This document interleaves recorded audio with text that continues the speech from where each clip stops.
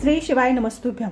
आज मी तुम्हाला शिवरात्र आहे 23 तारखेला बुधवारच्या दिवशी शिवरात्री आलेली आहे श्रावण महिन्यातली, आणि ह्या दिवशी आपल्याला पार्श्व शिवलिंगाचे पूजन करायचं आहे, जे मिश्राजींनी सांगितलेलं आहे शिवमहापुराण कथेमध्ये।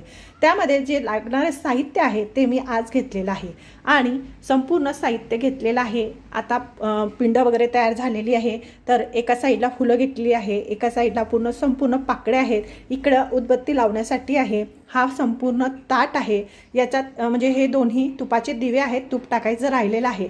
इकडच्या साईडला गुलाल आहे, इकडे 5 कमलगठ्ठ्याचे मणी। हे संपूर्ण म्हणजे 108 आपल्याला तांदूळ घ्यायचे आहे, पण ते काढायचे राहिले आहे, याच्यातून 108 तांदूळ घेतले, थोडेसे जास्तीचे तांदूळ पण घेतले आहे। इकडे काळी मिरी घेतलेली आहे 21। इकडच्या साईडला काळ्या कलरची तीळ घेतलेली आहे, इकडे दोन वेलायची आणि 2 लोंगा घेतलेले आहे, इकडे 21 दाणे गव्हाचे घेतलेले आहे। हे अत्तर आहे, 3 सुपाऱ्या आहेत, 2 जानवे आहेत, इकडच्या साईडला 7 बेलपत्र आहे आणि 2 पानं जे लागणार आहे, विड्याची पानं गणपती बाप्पांची स्थापना करण्यासाठी।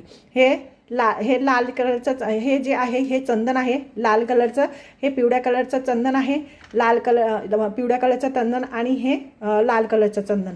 परत इकडे एक कलश पाण्याचा घेतलेला आहे, इकडे मेहंदीचा कोन आहे, आणि असा संपूर्ण प्रकारे मी संपूर्ण ताट सजवलेला आहे, जे 7 वाजेला शिव महापुराण कथेची जे पार्श्व शिवलिंगाचे पूजन आहे ते आपल्याला करायचे आहे सगळ्यांनी मिळून। तर त्याच्यासाठी मी पार्श्व शिवलिंगसुद्धा तयार केलेली आहे। इकडे मधाची बाटली घेतलेली आहे, जे लागणार असतील तर मध, आणि इकडे पंचामृत तयार केलेलं आहे 5 वस्तू टाकून।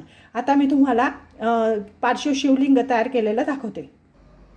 हे पार्श्व शिवलिंग आहे, मी रात्रीच्याच टायमाला पार्थिव शिवलिंग तयार केलेलं आहे आणि संपूर्ण शिवलिंग तयार करून घेतलेलं आहे एका मोठ्या परातीमध्ये, आणि ही परात आपल्याला एका चौरंगावर ठेवायची आहे आणि मग अभिषेकाला बसायचा आहे। अभिषेक हा 7 वाजेपासून तर 8 वाजेपर्यंत 1 तासाचा आहे।